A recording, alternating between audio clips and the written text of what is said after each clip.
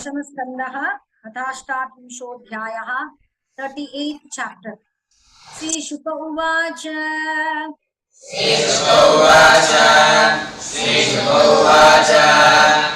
अक्रूरोऽपि च तां रात्रिम्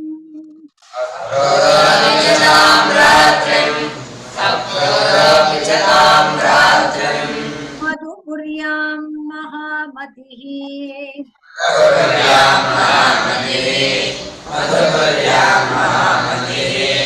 उषित्वा रथमास्थाय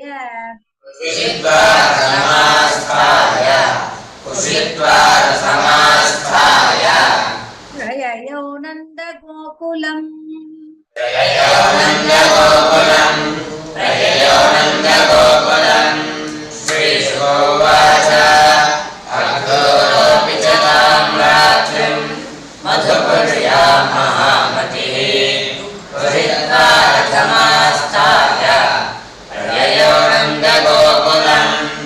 गच्छन् पथि महाभागो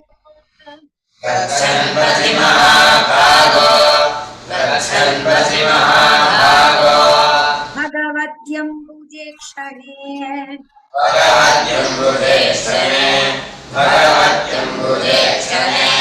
भक्तिं पराम् उपगत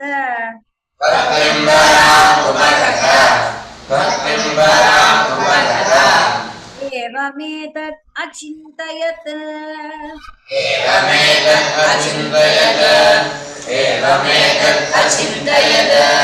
गच्छन् पथि महाभागो भगवत्यम्बुजे क्षणे भक्तिं पराम् उपगत एवमेतत् अचिन्तयत् मया आचरितं भद्रम् किं मया आचरितं भद्रम्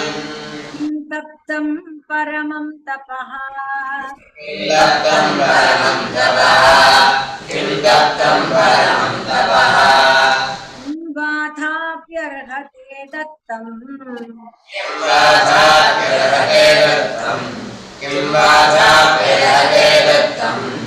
यद्द्रक्ष्याम्यद्य केशवम्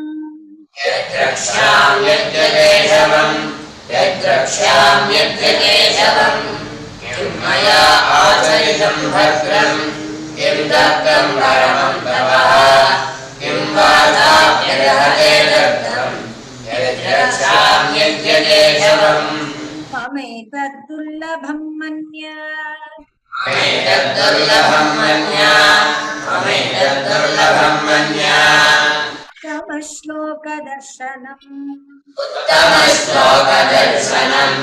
उत्तमश्लोकदर्शनम् विषयात्मनो यथा ब्रह्मकीर्तनं शूद्रजन्मनः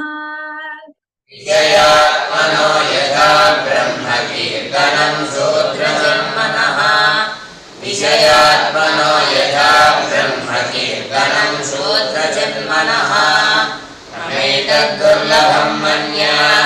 उत्तमश्लोकदर्शनम् विषयात्मनो यथा ब्रह्मकीर्तनं शूद्रजन्मनः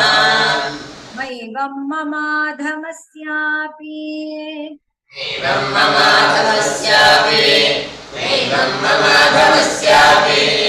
स्यादेव अच्युतदर्शनम्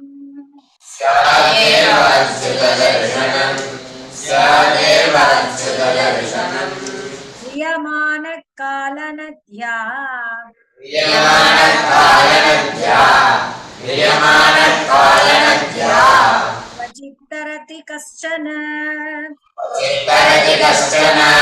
क्वचित्तरति कश्चन मैवं ममाधमस्यापि स्यादेव अच्युतदर्शनम् क्रियमाणकालनद्या क्वचित्तरति कश्चन ममाद्य अमङ्गलं नष्टम्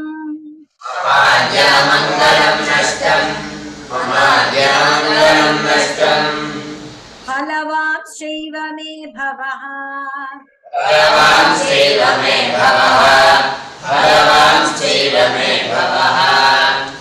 नमस्ये भगवतो नमस्ये भगवतो नमस्ये भगवतो योगिध्येयाङ्घ्रिपङ्कजम् यो विध्येयाङ्घ्रिपङ्कजम् यो विध्येयाङ्घ्रिपङ्कजम् अमार्जमङ्गलं नष्टं फलवान् श्रीरमेधवः नमस्ये भगवतो यो विध्येयाङ्घ्रिपङ्कजम् कंसोऽवताध्याकृतमेत्यनुग्रहम्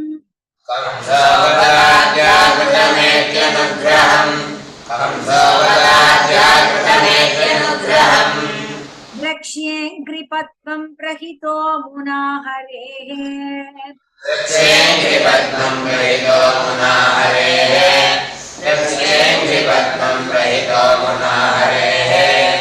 कृतावतारस्य दुरत्ययं तमः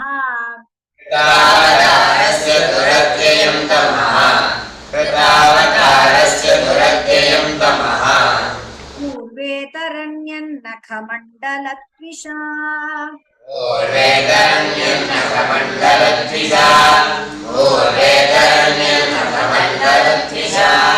कंसोऽवताध्याकृतमेत्यनुग्रहम् द्रक्ष्येऽङ्घ्रिपद्मं प्रहितो मुना हरेः कृतावतारस्य दुरत्ययं तमः पूर्वेतरण्यन्नखमण्डलद्विषा यदर्चितं ब्रह्म भवादिभिः सुरैः चिदं ब्रह्म भवादिभिः सुरैः यदर्चितं ब्रह्म भवादिभिः सुरैः या च देव्या मुनिभिः स सात्वतैः श्रिया च देव्या मुनिभिः स सात्वतैः श्रिया च देव्या मुनिभिः स सात्वतैः गोचारणाय अनुचरैः चरध्वने गोचारणाय अनुचरैः चरध्वने गोचारणाय अनुचरैः चरध्वने यद्गोपिकानां कुचकुङ्कुमाङ्कितम् यद्गोपिकानां कुचकुङ्कुमाङ्कितम् यद्गोपिकानां कुचकुङ्कुमाङ्कितम् यदर्चितं ब्रह्म भवादिभिः सुरैः श्रिया च देव्या मुनिभिः स सात्वतैः गोचारणाय अनुचरैः चरध्वने यद्गोपिकानां कुचकुङ्कुमाङ्कितम् रक्ष्यामि नूनं सुकपोलनासिकम् रक्षामि नूनं सुखपोलनासिकम् रक्षामि नूनं सुखपोलनासिकम् स्मितावलोकारुणकञ्जलोचनम् स्मितावलोकारुणकञ्जलोचनम् स्मितावलोकारुणकञ्जलोचनम् मुखं मुकुन्दस्य गुडालकावृतम् मुखं मुकुन्दस्य गुडालकावृतम् मुखं मुकुन्दस्य गुडालकावृतम् प्रदक्षिणं मे प्रचरन्ति वै मृगाः प्रदक्षिणं मे प्रचरन्ति वै मृगाः प्रदक्षिणं मे प्रचरन्ति वै मृगाः द्रक्ष्यामि नूनं सुखपोलनासिकम् स्मितावलोकारुणकञ्जलोचनम् मुखं मुकुन्दस्य गुडालकावृतम् प्रदक्षिणं मे प्रचरन्ति वै मृगाः अप्यद्य विष्णोर्मनुजत्वमीयुषो अप्यद्य विष्णोर्मनुजत्वमीयुषा अप्यद्य विष्णोर्मनुजत्वमीयुषा हारावताराय भुवो निजेच्छया भारावताराय भुवो निजेच्छया भारावताराय भुवो निजेच्छया लावण्यधाम्नः भवितोपलम्भनम् लावण्यधाम्नः भवितोपलम्भनम् लावण्यधाम्नः भवितोपलम्भनम्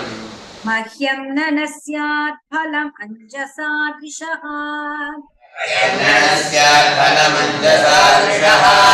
मह्यं न स्यात् फलमञ्जसादृशः अप्यद्य विष्णोर्मनुजत्वमीयुषो भारावताराय भुवो निजेच्छया लावण्यधाम्नः भवितोपलम्भनम् मह्यं न स्यात् फलम् ईशिताहं रहितोऽप्यसत्सतोः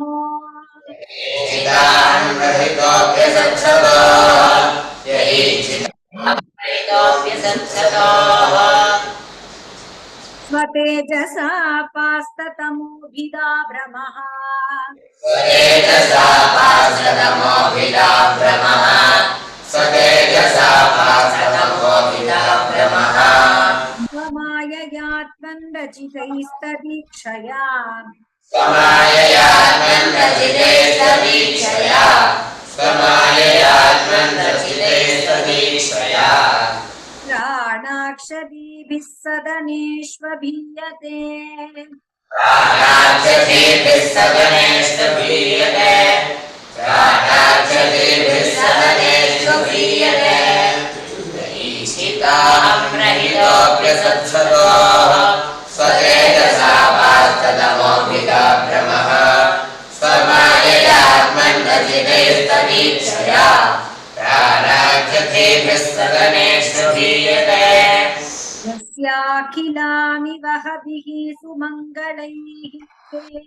यस्याखिलानि वहभिः सुमङ्गलैः यस्याखिलानि वहभिः सुमङ्गलैः वाचो विमिश्रा गुणकर्मजन्मभिः वाचो विमिश्रा गुणकर्मजन्मभिः वाचो विमिश्रा गुणकर्मजन्मभिः प्राणन्ति शुम्भन्ति पुनन्ति वै जगत् प्राणन्ति शुम्भन्ति पुनन्ति वै जगत् प्राणन्ति शुम्भन्ति पुनन्ति वै जगत् यास्तद्विरक्ता शवशोभनामताः यास्तद्विरक्ता शवशोभनामताः यास्तद्विरक्ता शवशोभनामताः यस्याखिलानि वहभिः सुमङ्गलैः वाचो विमिश्रा गुणकर्मजन्मभिः प्राणन्ति शुम्भन्ति पुनन्ति वै जगत् यास्तद्विरक्ता शवशोभनामताः स चावतीर्न किल सात्वतान्वये चावतीर्न किल सात्वतान्वये स चावतीर्न किल सात्वतान्वये सेतुपालामरवर्य शर्मकृत् सेतुपालामरवर्य शर्मकृत् सेतुपालामरवर्य शर्मकृत् यशोभितन्वन् प्रज आस्त ईश्वरो यशोभितन्वन् व्रजास्त ईश्वरो यशोभितन्वन् व्रजास्त ईश्वरो गायन्ति देवाय अशेषमङ्गलम् गायन्ति देवाय अशेषमङ्गलम् गायन्ति देवाय अशेषमङ्गलम् चावतीर्न किल सात्वतान्वये स सेतुपालामरवर्य शर्मकृत् यशोभितन्वन् व्रजास्त ईश्वरो गायन्ति देवाय अशेषमङ्गलम् तं त्वद्यनूनं महतां गतिं गुरुम् त्वं तद्यनूनं महतां गतिं गुरुं त्वं तद्यनूनं महतां गतिं गुरुं त्रैलोक्यकान्तं दृशिवन्महोत्सवम् त्रैलोक्यकान्तं ऋषिमन्महोत्सवम् त्रैलोक्यकान्तं ऋषिमन्महोत्सवम् रूपं दधानं श्रिय ईप्सितास्पदम् रूपं दधानं श्रियदीप्सितास्पदम् रूपं दधानं श्रियदीप्सितास्पदम् लक्ष्ये ममासन्नुषसः सुदर्शनाः क्षेममासन्नुषसः सुदर्शनाः क्षेममासन्नुषसः सुदर्शनाः तं तद्यनूनं महतां गतिं गुरुं त्रैलोक्यकान्तं ऋषिमन्महोत्सवम् रूपं दधानं श्रियदीप्सितास्पदम् क्षेममासन्नुषसः सुदर्शनाः अथावरूढः सपदीशयो रथात् अथावरूढः सपदीशयो रथात् अथावरूढः सपदीशयो रथात् प्रदानपुंसः चरणं स्वलब्धये प्रधानपुंसः चरणं स्वलब्धये प्रधानपुंसः चरणं स्वलब्धये धृतं योगिभिरप्यहं ध्रुवम् धियाधृतं योगिभिरप्यहं ध्रुवम् धियाधृतं योगिभिरप्यहं ध्रुवम् नमस्य आभ्यां च सखीं वनौकसः तस्य आभ्यां च सखेन्वनौकसः तमस्य आभ्यां च सखेन्वनौकसः अथापरोढः सपदि जयास्थान् प्रधानपुंसवाचरणं सलब्धये धियाधृतं योगिभिरप्यहं ध्रुवम् तमस्य आभ्यां च सखेन्वनौकसः अप्यङ्घ्रिमूले पतितस्य मे विभुः पतितस्य मे विभुः अप्यङ्घ्रिमूले पतितस्य मे विभुः तस्य दास्यन्निजहस्तपङ्कजम् शिरस्य दास्यन्निजहस्तपङ्कजम्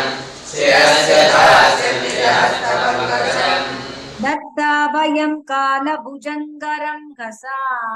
दत्ताभयं कालभुजङ्गरं हसा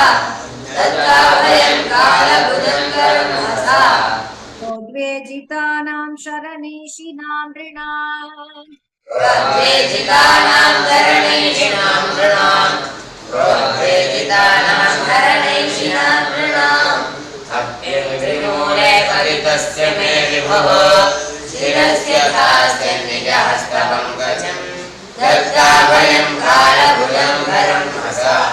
प्रोद्वेजितानां शरणेशिनां नृणाम् समर्गणं यत्र निधाय कौशिकः समर्हणं यत्र निधाय कौशिकः समर्हणं यत्र निधाय कौशिकः तथा बलिश्चापजगत्त्रयेन्द्रताम् तथा बलिश्चापजगत्त्रयेन्द्रताम् तथा बलिश्चापजगत्त्रयेन्द्रताम् यद्वा विहारे व्रजयोषितां श्रमम् यद्वा विहारे व्रजयोषितां श्रमम् यद्वा विहारे व्रजयोषितां श्रमम् स्पर्शेण सौगन्धिकगन्ध्यपानुदत् स्पर्शेण सौगन्धिकगन्ध्यपानुदत् स्पर्शेण सौगन्धिकगन्ध्यपानुदत् समर्हणं यत्र निधाय कौशिकः तथा बलिश्चापजगत्त्रयेन्द्रताम् यद्वा विहारे व्रजयोषितां श्रमम् स्पर्शेण सौगन्धिकगन्ध्यपानुदत् न मय्युपैष्यति अधिबुद्धिमच्युतः मय्युपैष्यति हरिबुद्धिमच्युतः मय्युपैष्यति हरिबुद्धिमच्युतः हंसस्य दूतः प्रहितोऽपि विश्वदृक् कंसस्य दूतः प्रहितोऽपि विश्वदृक् कंसस्य दूतः प्रहितोऽपि विश्वदृक् योऽन्तर्बहिश्चेतस एतदीहितम् योऽन्तर्बहिश्चेतस एतदीहितम् योऽन्तर्बहिश्चेतस एतदीहितम् क्षेत्रज्ञ ईक्षति अमलेन चक्षुषा क्षेत्रज्ञीक्षति अमलेन चक्षुषा क्षेत्रज्ञीक्षति अमलेन चक्षुषा मय्युपैष्यति हरिबुद्धिमच्युतः न मय्युपैष्यति मय्युपैष्यति हरिबुद्धिमच्युतः कंसस्य दूतः प्रहितोऽपि विश्वदृक् योऽन्तर्बहिश्चेतस एतदीहितम् क्षेत्रज्ञीक्षति अमलेन चक्षुषा अप्यङ्घ्रिमूले अवहितं कृताञ्जलिम् अप्यङ्घ्रिमूले अवहितं कृताञ्जलिम् अप्यङ्घ्रिमूले अवहितं कृताञ्जलिम् मामीक्षिता सस्मितमात्रया दृशा मामीक्षिता सस्मितमार्द्रया दृशा मामीक्षिता सस्मितमार्द्रया दृशा सपद्यपद्वस्तसमस्तकिल्बिषो सपद्यबद्धस्तसमस्तकिल्बिषो सपद्यबद्धस्तसमस्तकिल्बिषो ओढामुदं वीतविशङ्क ऊर्जिता ओढामुदं वीतविशङ्क ऊर्जिताम् ओढामुदं वीतविशङ्क ऊर्जिताम् अप्यङ्घ्रिमूले अवैतं कृताञ्जलिं मामीक्षिता सस्मितमार्द्रया दृशा समस्तकिल्बिषो ओढामुदं वीतविशङ्कपूर्जिताम् सुहृत्तमं ज्ञातिमनन्यदैवतम् सुहृत्तमं ज्ञातिमनन्यदैवतम् सुहृत्तमं ज्ञाति अनन्यदैवतम् मूर्भ्यां बृहद्भ्यां परिरप्स्यते क्षमाम् दोर्भ्यां बृहद्भ्यां परिरक्ष्यते क्षमाम् दोर्भ्यां बृहद्भ्यां परिरक्ष्यते क्षमाम् आत्मा हि तीर्थीक्रियते तदैव मे आत्मा हि तीर्थी क्रियते तदैव मे आत्मा हि तीर्थी क्रियते तदैव मे अन्धश्च कर्मात्मक उच्छ्वसित्यतः दश्च कर्मात्मक उच्छसित्यतः बन्धश्च कर्मात्मक उच्छसित्यतः सुहृत्तमं ज्ञातिमनन्यदैवतम् दोर्भ्यां बृहद्भ्यां परिरक्ष्यते क्षमाम् आत्मा हि तीर्थी क्रियते तदैव मे बन्धश्च कर्मात्मक उच्छसित्यतः लब्धाङ्गसङ्गं प्रणतं कृताञ्जलिम् लब्धाङ्गसङ्गं प्रणतं कृताञ्जलिं लब्धाङ्गसङ्गं प्रणतं कृताञ्जलिं मां वक्ष्यते क्रूरतथेत्युरुश्रवाः मां वक्ष्यते क्रूरतमेद्युरुश्रवाः मां वक्ष्यते क्रूरतमेद्युरुश्रवाः तदा वयं जन्मभृतो महीयसा तदा वयं जन्मभृतो महीयसा तदा वयं जन्मभृतो महीयसा निवादृतो योऽधिगमुष्य जन्म तत् नैवादृतो योऽधिगमुष्य जन्म तत् नैवादृतो योऽधिगमुष्य जन्म तत् लब्धाङ्गसङ्गं प्रणतं कृताञ्जलिं मां वक्ष्यते क्रूरतमेद्युरुश्रवाः तदा वयं जन्मभृतो महीयसा नैवादृतो योऽधिगमुष्य जन्म तत् हरये नमः हरे